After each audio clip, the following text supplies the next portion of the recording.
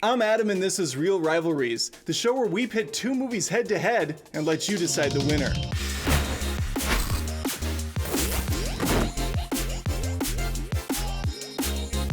This week it's Spider-Man Homecoming versus Venom. One of these titular characters turns heads as he swings by. The other? He just bites him right off. I'll be comparing these films' stories, cast, action, and effects. So let's make like a turd blowing in the wind and get started. That's sadly a line from Venom.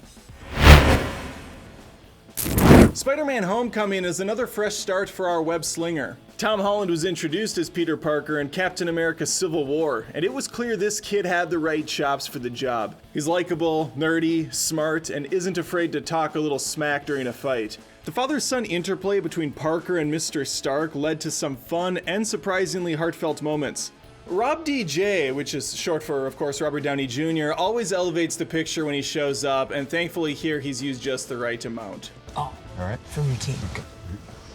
That's not a hug, I'm just grabbing the door for you. Then there's Aunt May, played by Marissa Tomei. A much younger interpretation than we've previously seen, but one that I think works just as well. There's a natural chemistry between Holland and pretty much everyone he interacts with. He and his best friend Ned, played by Jacob Batalon, have some of the funniest moments together. Iron Man director Jon Favreau gets a surprising amount of time as Happy Hogan in this too. There are plenty of other smaller characters that get some time to shine, such as classmate Flash, Parker's first crush Liz, and a troubled Donald Glover, giving Peter advice on how to sound intimidating. My girl Pepper Potts shows up for a few seconds of screen time just to keep those MCU checks rolling in, and Zendaya gets a low-key role here as Michelle, revealed later to be Peter's big love interest, MJ. Last but certainly not least is the villain of the picture, Adrian Toomes, played by Michael Keaton. His enemies will come to know him as Vulture when he dons his high-tech suit. This Birdman has dimension and a believable motivation behind his actions. Speaking of antagonists, let's talk about Venom. I'm not a comic book guy, but I could have sworn Venom was a villain. Based on Spider-Man 3, he was Eric Foreman with bad teeth, so perhaps these movies don't follow the source material that much. Brock is played by Tom Hardy this time with better chompers, but a much worse appetite. He's constantly hungry, sweaty, and moody. He's basically me after 5 minutes on the elliptical. Laugh at that. Michelle Williams is his ex-flame Anne. They play off each other fine enough, but Tom Hardy's character is so all over the place, it's really hard to see what she liked about him to begin with. Must have been his rugged good looks or his devil-may-care attitude. I'm told chicks dig the bad boy, which so far checks out. I'll die alone. Alvin and the Chipmunks Chipwrecked star Jenny Slate is in this picture too as Dr. Dora Skirth. She's a worried scientist who fears for her well-being. As previously stated, Venom's not a villain here. He's more of an anti-hero or a pro-villain type. That second word I just made up, but when you really think about it, all words are made up. Anyways, Riz Ahmed's character Carlton Drake is the actual antagonist. He's a more human version of Elon Musk, which says a lot considering Drake gets taken over by an alien later in the picture. That alien goes by the name Riot. To clarify, it doesn't mean riot like, oh man, this guy's a riot at parties. No, it means more like, hey, let's go riot because there are 0 PlayStation 5s available. I check my Target almost daily and nothing. What are you doing, Sony? I'm trying to pay you. Side note, my anger over this in no way reflects my views on Venom, distributed by Sony Pictures. That said, I am giving this round to Spider-Man Homecoming. Spider-Man Homecoming has action, it has thrills, it's got humor, it's got heart, it's got 0 dead Uncle Ben. Ben's death is a pivotal moment for our hero, and although it's handled very briefly in Civil War, I still felt a bit more motivation was needed to get into Parker's headspace. The picture opens in a few interesting ways. First, we get to see the aftermath of the New York battle from the first Avengers flicks. Toomes has been contracted to clean up the mess downtown, but his crew is quickly shut down and his contract is terminated. This makes Toomes a very desperate man. It's time we change too. The movie introduces Peter Parker with a clever vlog montage, chronicling his misadventures with Happy and Tony Stark.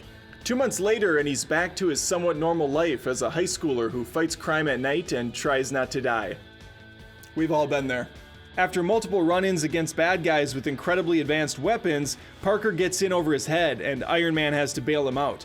Peter gets a good scolding, loses his high-tech suit, and needs to learn to spread his webbed wings and fly on his own. There was a twist in the final act I wasn't expecting. It's revealed to Peter when he picks up Liz from prom that her dad is in fact the Vulture. Just like all proms, Parker's too turns out disappointing. He chooses to leave his date to fight her dad on top of Tony's stealth plane. Also, like most people's proms. Way more happens in the picture, but we've all seen it. You don't need a book report, right? Let's move on to Venom.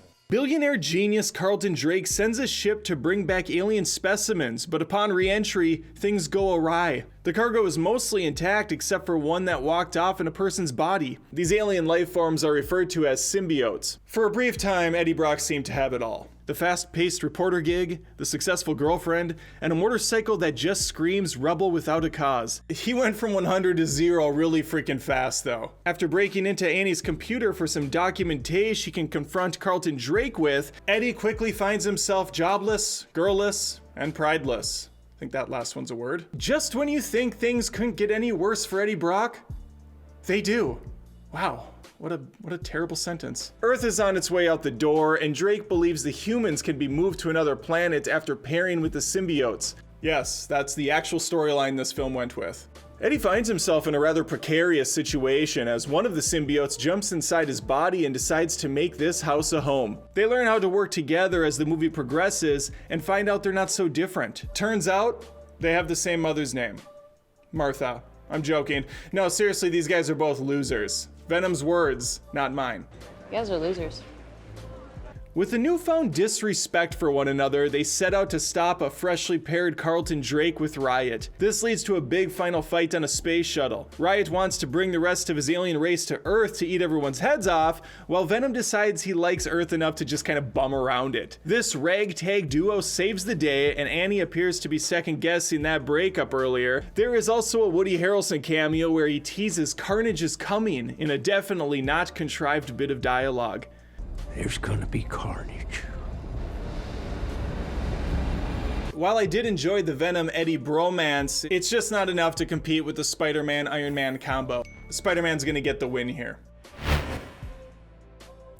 Listen, I enjoy the complex issues of bonding a human with an alien so they can go live their life in peace on another planet as much as the next guy, but sometimes I just want someone to get punched in the face. Venom has its fair share of that. Brock dispatches a bunch of goons in his apartment in a very satisfying way. Then there is the chase scene through the city where cars are thrown, crushed, and blown up so often you wouldn't be faulted for thinking Michael Bay was behind the lens of the camera. When it's just Venom versus a bunch of humans, there is a very old school superhero feel to it. I'm talking Ghost Rider vibes. It's not a compliment. Just a collection of CGI smashing into each other in all its high-def glory. By contrast, Homecoming is once again a little lighter in this department. Spider-Man goes up against a group of Avenger cosplayers early on. The ATM robbery is shot well enough with some nice quipping going on, but it's over quicker than me getting a notification from Sony that the PlayStation 5 is once again out of stock. Why are you doing this to me, Sony? The biggest moment of the picture is when a cruise ship splits in half and Spidey has to put it back together. A moment that feels very similar to that iconic Spider-Man 2 subway scene, with less facial constipation. I should also note that some, including myself, were a bit bummed out that Spider-Man barely swings around buildings in this film. The fact that so much of his suit is robotic kinda takes away from his key abilities as well. Spidey sense is barely present. I'd argue it's not even a thing at all. The final fight on Tony's plane is tough to see and not really that interesting.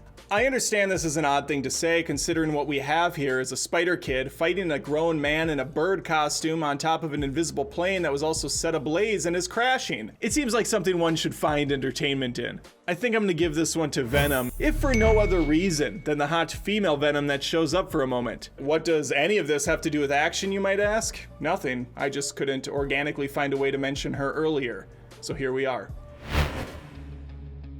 There's a pretty stark difference between these two films, pun intended. Homecoming has a bright, Ferris Bueller-esque style to it. The colors are punchy, the music is playful, and the effects work is very strong, especially when taking into account that this is director John Watts' first big film. Homecoming has some of the most realistic looking CG work in the MCU. Part of that is due to the smaller scope of the movie, but a lot of credit needs to go to the effects houses, of which I counted like 40 on IMDb. There's a ton of compositing work going on. People, objects, backgrounds, foregrounds, fully CG sets are all layered into sequences pretty seamlessly. Helping the process was Tom Holland, who often did his own acrobatic movements and some of the stunt work. His homecoming suit was mostly practical, with light CG layered on top. There is of course many times when the whole character is animated as well. This is always the case when it comes to Venom. The CG work done on this character is fantastic. Director Ruben Fleischer wisely shoots much of the action at night, allowing for some great lighting techniques on the alien. Believe it or not, Bane is not that tall in real life, with actor Tom Hardy measuring in at just 5'9". Venom is quite a bit larger, so a stand-in was often used to make sure things were framed up well for the animators. The team did a terrific job making Venom seem like an extension of Hardy. The symbiote stretches and moves around the actor in believable ways. The largest section of the action is a motorcycle chase scene. This segment showcases both the best and worst of what the film has to offer. The odd-looking exploding drones and pretty bad green screen effects date the film right away, but some slick slow-motion superpowers bring this thing back up to speed. The final fight showcases some of the coolest visuals, with the two aliens ripping apart while humans duel it out. This one really boils down to personal preference. I just like the glossier, more polished look of Homecoming. To be fair, it did have $75 million more to work with. Venom's budget was $100 million. I'll let you do the math. Have a nice life. Now that I talked for what felt like an eternity, I'd love to hear from you. I'm clearly biased towards Spider-Man Homecoming because I lack a PlayStation 5 and this is some sick, weird way for me to get back at the company. Leave a comment below giving me the true winner of this debate, and who knows, someone might see your comment, disagree, and leave something in return, possibly even calling you a name. That's the power of the internet. I'm Adam, thanks for watching, and this is Reel Rivalries.